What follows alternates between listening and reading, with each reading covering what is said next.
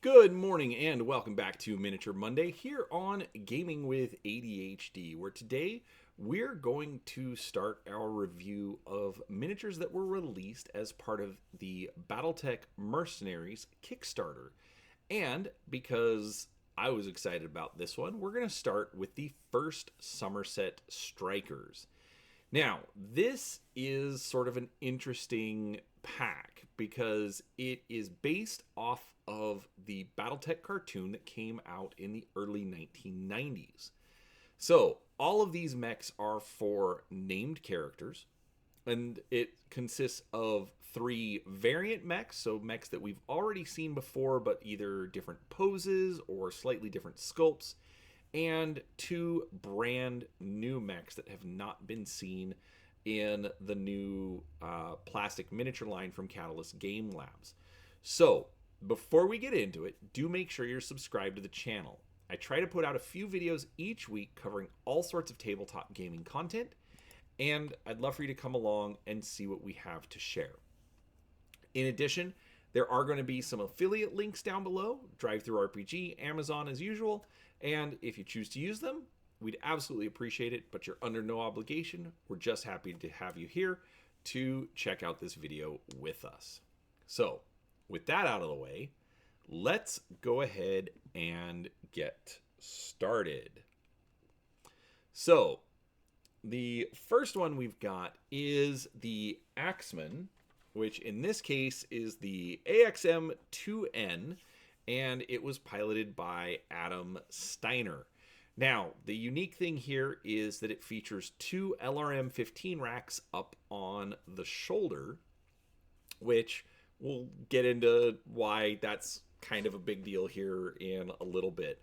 And honestly, I really, really like this variant. This particular pose, I like the fact that he's got his foot on top of another mech. I can't tell which one. I want to hope it's an urban mech just out of principle, but my guess is it's actually probably an Orion or something. But overall, it's a good pose. He's got the axe out in front, and again, the missile pods on either side of the cockpit are just great. I like it. So, as always, we like to show off that was the wrong one. The miniature with some of the art. Now, this is the original Axeman from, I believe this was, 3050. Again, it's got the axe. This is not a Dwayne Luce piece of art, but it just has the one LRM rack on the shoulder. So this is the standard look for an Axeman. It's great. It's classic. The feet still, they've got these little fins on the heels. Almost looks identical to the current mech. Now this is the actual, I believe this was the first one, or no. This is the Battletech, the Rules of Warfare rulebook, and this is the first. This is actually really the only image in the books that I was able to find of the 2N version of the Axeman, the one that has both the missile pods up on the shoulders. So, nice little piece of art there. But I am going to show something a little different because, like I said, this is based off of the 1990s cartoon. And the 1990s cartoon also had a toy line to go with it. So this is, actually we're going to go to this one. This was the original Adam Steiner Axeman. And as you can see, it had two missile pods on either shoulder. And then it had the cockpit for the mech, which could actually launch off. That's one of the features of the Axeman, is that the whole cockpit gets kicked off the mech when you eject. So it was actually really cool to see that as a feature of the toy. I never got to own it myself. I did have a friend who bought them all. But again, it is one of those just kind of classic artifacts. It definitely does not look as good, I think, as the Catalyst miniature. but it's a fun little piece of Battletech history. Now, they also did an alternate paint scheme for the Axemen. So instead of the black with yellow stripes, they did blue with black stripes. I don't know the difference in the rarity. I was just looking for pictures and realized that they had that. So overall, it's a good miniature, and I like how it does still pay homage to the toys, to the early art and the early miniatures. Overall, I really like this version of the Axemen. All right, now next up we have the Bushwhacker. This is the second version of the Bushwhacker. It is clearly stepping on something that is not an urban mech, because it's clearly stepping on some sort of a large missile launcher. But I like this mech. It still, it's a great pose. The arm, I did not realize how strange it was on the right arm, just the way that shoulder joint works. But it's a nice dynamic pose, while still being sort of statuesque. So I do really like this one.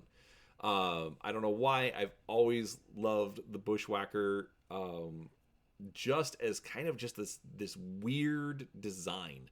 It's not very symmetrical. It sort of seems like a Frankenmech, even though it's not. So yeah, I've just always liked this one. So when we look at it compared to the art, so this is from the Rules of Warfare. Again, looks pretty close to the miniature. And then this is our original Bushwhacker from 3058. Done by Dwayne Luce. It kind of throws off your perspective. I know I've talked about it before when I looked at the technical readout. But it's fine. I actually really like this piece of art, even though it doesn't quite match up to the miniature very well. We then have the cover of the 3058 tech readout, and this one looks almost spot on to the miniature. I don't know why this is really one of my favorite pieces of art from the tech readout series, and yeah, fantastic to have this one and to have it match up so closely to the miniature. Now this is our Ilclan era version of the Bushwhacker. A little bit different missile pod up here on the shoulder compared to the miniature itself. Now keep in mind, this is for, I should have said this earlier, Vultan Riders BSW X1 Bushwhacker. So it is going to be slightly different from the original miniature. But mostly it's in the posing, and it looks great. Now, this one also received the toy treatment, and they got pretty close to it. Unfortunately, I don't have 3D, turnarounds of the toys themselves. But, you've got your LRM pod in the arm, your LRMs on the shoulder, and in this case, it looks like he's got a claw in the right arm, and there's probably a laser cannon over there as well. So, but again, it just kind of has that Frankenmech look to it. Yeah, I feel really old looking at this, especially because these toys are probably about 30 years old at this point. So, but that is the Bushwhacker X1 for Vultan Rider. All right, now we've got the Hatamoto Chi making its first appearance in the Battletech plastics. Now, you will notice that there are a couple of pieces on the turntable, which, as you can see it coming around, they're going to attach right there in the middle of the back. Basically, it's sort of a samurai back banner. I I've noticed that they've started doing this a bit lately. They've been adding extra little bits, like a gun to go in a mech's hand that carries it as a pistol, or other little pieces that it's just easier to ship as separate bits. The problem I have here is that those other bits are normally like a pin in a slot, and so it's very easy to just stick it in there and leave it. So if you need to take it off or you want to swap it out, no big deal. However, for this, that slot in the middle of the back, it doesn't hold anything. So you are going to have to glue these pieces on. I'm not sure why that design choice was made. I like the fact that they gave us options. Having the cloth back banner is actually kind of cool.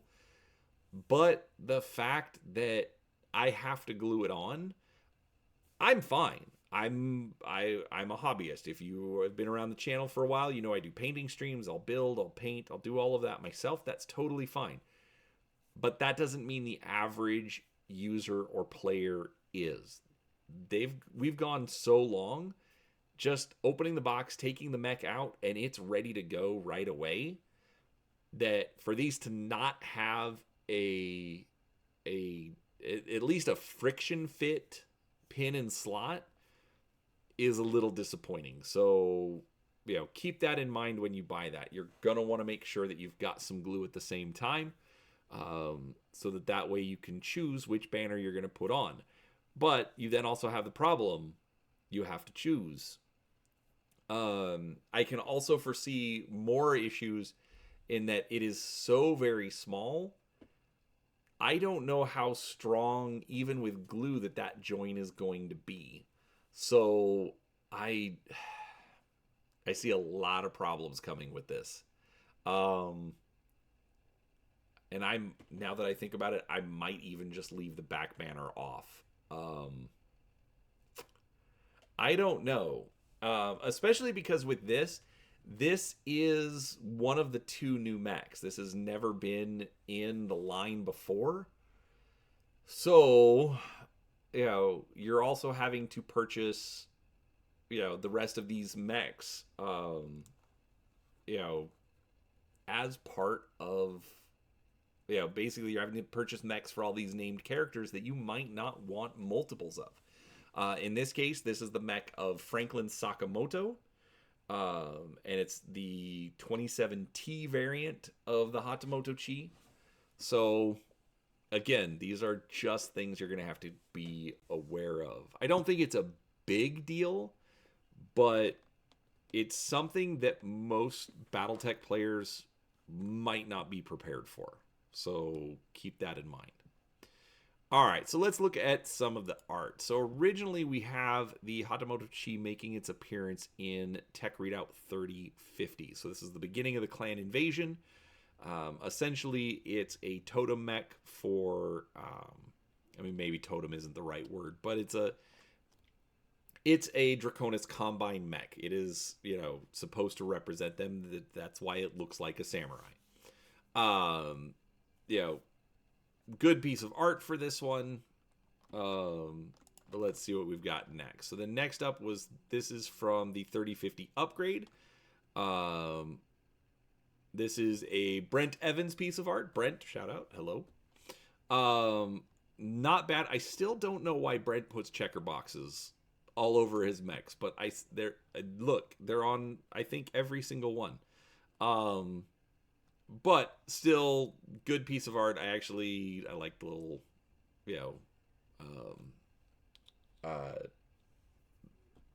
samurai style castle in the background.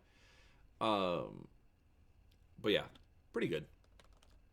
All right, we then have Tech Readout 3039. Not sure exactly who this artist is. And then we have the Clan version of the Hatamoto Chi, which, as is usually the case for pretty much all of the new miniatures, they match their art pretty well. So that was pretty cool to see. All All right, and so yeah, with that, that is the Hatamoto Chi. All right, next up we have this second new mech, which is the Mauler 1R for Zachary Hawk Hawkins. Now, uh, this one, it's an interesting design. The giant missile racks on either side of the cockpit, the giant cannons in either arms, more lasers going through the torsos. It's a pretty big beast of a mech. I like the design. I really do. Um, I had an interesting time with an alternate version of this model. Um, in other words, a 3D printed version. Where somebody asked me to paint it up as the 9th Ghost Regiment. And so that actually made me stretch my painting skills a little bit. But I'm kind of excited to be able to paint this one up a little different. I'm not entirely sure what I'm going to do with these because I want to paint them in appropriate colors. But the cartoon colors from the early 90s aren't necessarily the best. So I'm going to have to figure out a different way to do the paint styling. But with this guy, lots of big surface areas, easy way to, easy to get in and actually make, the details kind of stand out. So I haven't entirely decided what I'm going to do for the paint, but overall I like the model. It's a beast and it looks really good. So when we look at the art, we've got the 3050 variant. This was the first time that we saw it. Obviously, classic styling. The miniature is not far from this. I mean, obviously the art has been upgraded for the Il-Clan era, but this is actually still pretty solid. We then saw this for the rules from the Rules of Warfare rulebook. Not a bad design, still holding to the original design. But nice, grayscale look to it as opposed to just straight line art. We then have the 3050 upgrade from Brent with his checker boxes. I don't know why I'm giving him grief over that. Again, I think this is actually a little closer to what we're seeing with the miniature. And then we have this for our Il-Clan version. Again, almost spot on. I don't know. I like assault mechs. Yes, I could join a Steiner Scout Lance. I'd be perfectly fine with that. And this just looks great. I love this. This is gonna have to get to the table soon. All right. Now, this is actually one of the last ones that we're gonna see that got the toy treatment as well. So we see Hawk here with his Mauler. Especially for a 90s toy, I think they did fairly well at capturing the design. It's been really interesting to look at the toys and how both good and not good they are. Considering the time frame, they were pretty good. Looking at them now, not necessarily. But overall, it's cool to see. It was fun, especially as a young teenager. So you're still kind of in that range where toys are cool. Well, okay, I'm much older now, and toys are cool. But yeah, so it is kind of fun to see that. I was kind of surprised to see that of the 5 mechs that we've seen, only 3 of them actually got toys. They might have had more had the series gone on longer. But there are others because they had to do some for the bad guys as well. So you do have some clan mech variants, but that's not what we're here to talk about. But yeah, so overall, just kind of fun to see that the current miniature and the 90s toy still kind of match up. So, but that is the Mauler. All right, now next up we have the Wolfhound. This guy is actually making his third appearance in the plastic miniature form. Fourth appearance if you include the premium version of Grinner for Phelan Ward. Pick your era, whatever you want to call him.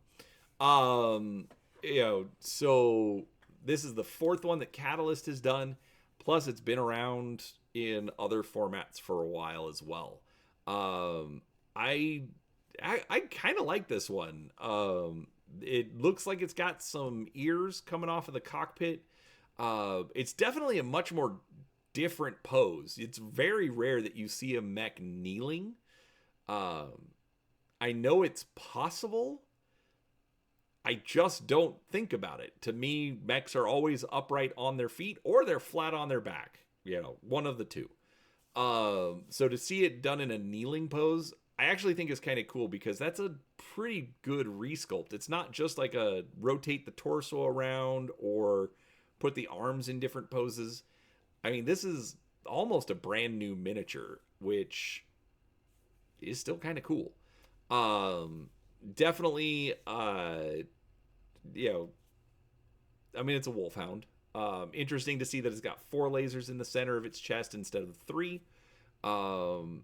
It definitely feels like a different mech, even though we know what it is. And this is for Ciro Ramirez. And this is a Wolfhound 2. So let's take a look at some of its art. Now, I didn't realize that the first appearance of the Wolfhound was actually out of Battletechnology, Volume 2, Number 4. Definitely a much rougher looking piece of art than we typically see. Now, in this case, what book is this from? Okay, so this is from the Wolf's Dragoon source book. Still, it looks more like a cleaned up version of the original. This was done by Dana Knutson. It looked kind of like Dwayne Luce, but I didn't think it was, so definitely not. We then got this version from 3050, so this is the first one that I remember. 3050 upgrade from Brent and his checkerboards. From, what is this one from? Oh, 3085. One of the rare tech readouts. And I've got it. Sorry.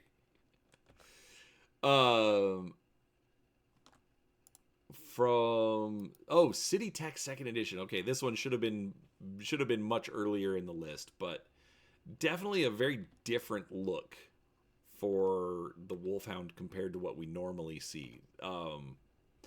Much rougher look to the drawing. I like it. It actually has a much more old feel to it as opposed to being a new design or something like that. And then we have our Ill-Clan art for the original Wolfhound. Again, the miniature looks very much like the art, outside of the fact that it's kneeling as opposed to standing. Yeah, as you all know, I really don't have a lot of complaints about the Ill-Clan art. I like what they've done. I just wish it didn't all look like it came out of the exact same factory. So there's that. So I hope you enjoyed this. I love going through the art on the mechs and comparing it to what we get from the miniatures. And this was actually kind of fun to be able to bring in the toy aspect as well. Just because it's just this weird little Battletech anachronism. If you aren't aware of the story of the first Somerset Strikers, they made the cartoon, and since then they've actually decanonized it, but also canonized it, which I thought was kind of interesting. Essentially, it's an in-universe television show, or holovid show, or whatever it is, representing the exploits of these characters. So sort of like Black Sheep Squadron or something like that, where it's based on real people and real events, but it is done a little bit differently. Now, one thing I will also point out, although it's not gonna show up very well. Actually, it's gonna show up horribly.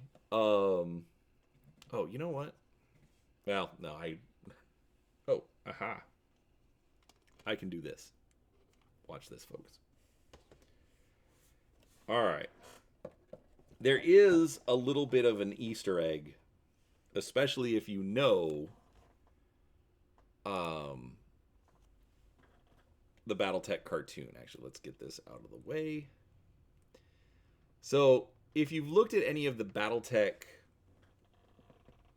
force packs, there's usually a piece of art in the back of it.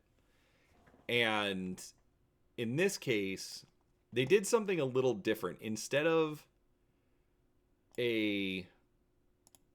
oh, that didn't work.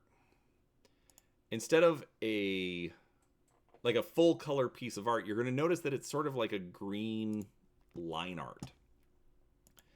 And the reason for that is, and I'm trying to get it focused, folks. There we go. That's close enough. The reason for that is because it's a cartoon, you want to show these characters' faces. They came up with what they called enhanced imaging, which was supposed to be this clan technology that you would get from these tattoos, like these electrocircuitry tattoos. And in the cartoon, they would actually show some 3D art of these battle mechs. Now, keep in mind, this is 3D art from 30 years ago, so it is not very good. But this, I think, was a fantastic homage to the Battletech cartoon to kind of just sneak that in there.